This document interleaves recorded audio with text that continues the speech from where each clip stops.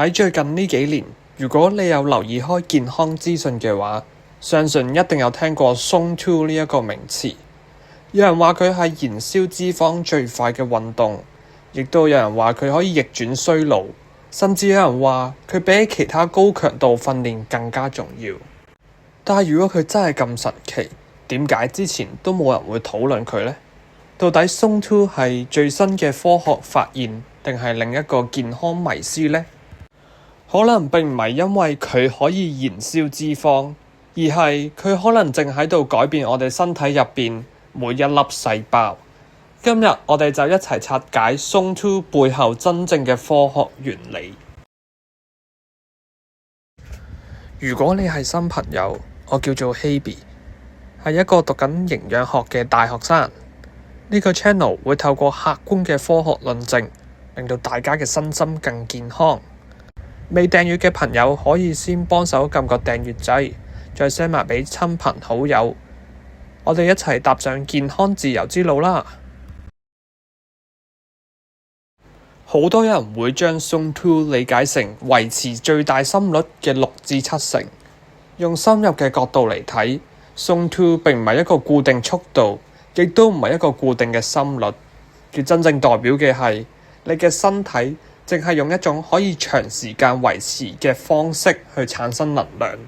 如果用最簡單嘅方法去判斷，你可能會有啲喘氣，但係仍然可以完整咁講出你想講嘅說話。但係如果你已經喘到淨係可以講到2-3隻字，好多時候就已經超越咗 Zone 2呢個界限。而跟住落嚟，我就會講解一下 Zone 2同粒線體之間嘅關係。好多人都聽過粒線體，但係其實我哋都唔需要將佢諗得太複雜。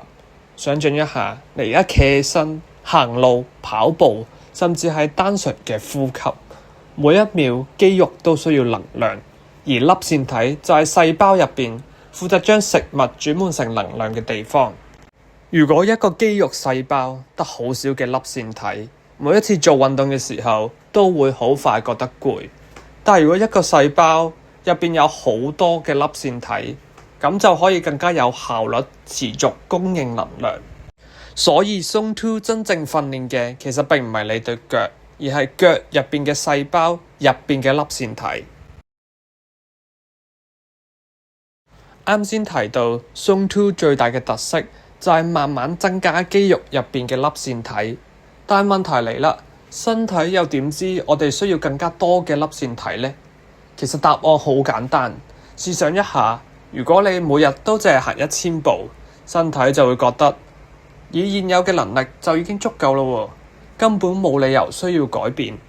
但如果你每日開始快行40分鐘，而且1星期做3至4次，肌肉就會不停收到同一個訊息：我而家需要更加多嘅能量，而且呢種需求會一直出現。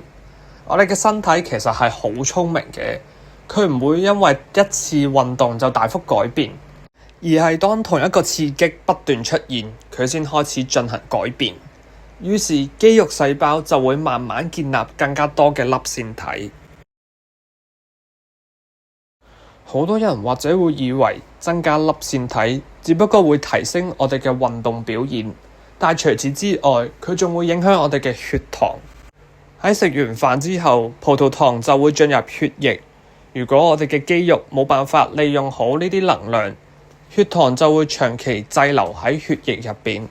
相反，當肌肉入邊有好多更加健康嘅粒線體，肌肉就可以有效咁樣處理所需要嘅能量，所以葡萄糖亦都更加容易被我哋利用。所以一個長期有規律嘅有氧運動訓練，可以有效改善身體對血糖嘅控制。另一個改變就係脂肪利用嘅能力。Zone 2並唔係令你今日燃燒最多嘅脂肪，而係訓練身體更加識得利用脂肪。今日燃燒多咗50卡路里，對於健康未必有好大嘅正面影響。但如果你嘅身體越嚟越習慣識得點樣利用脂肪作為能量來源，長遠嚟講，成個代謝功能都會有所改善。講到呢度，你可能會諗，係唔係每日做 Zone 2就夠呢？如果你嘅目標係增加肌肉，阻力訓練依然非常之重要。如果你想提升爆發力，高強度訓練同樣有佢嘅價值。詳情可以睇返我之前嗰條片，入邊詳細介紹咗阻力訓練嘅重要性。而 Zone 2最大嘅優點係佢好容易可以恢復。推薦嘅運動有超慢跑、快步行同埋踩單車。你可以一個星期做3至4次，每次持續30至60分鐘。大力量訓練、平衡能力訓練、拉筋，甚至係適量嘅高強度運動，同樣非常之重要。所以千祈唔好將 Zone 2當成唯一真理，而係要將佢放入你成個運動 plan 入邊嘅一個元素。Zone 2最重要嘅價值係幫手我哋嘅細胞建立更加多、更加有效率嘅粒線體。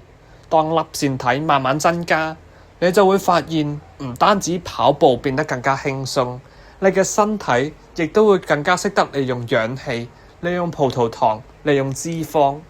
呢啲改變都唔係一日可以建立出嚟，而係每一次規律嘅運動一點一滴累積出嚟。最後，我想提大家，Zone 2並唔係神奇療法，真正令到身體變得健康嘅，從來都唔係單一種訓練。思考題：如果今日開始每星期淨係可以增加一個健康習慣，你會選擇每星期做3次 Zone 2，每星期做2次阻力訓練，定係維持現有嘅運動習慣呢？留言講低你嘅睇法，我哋下集再見。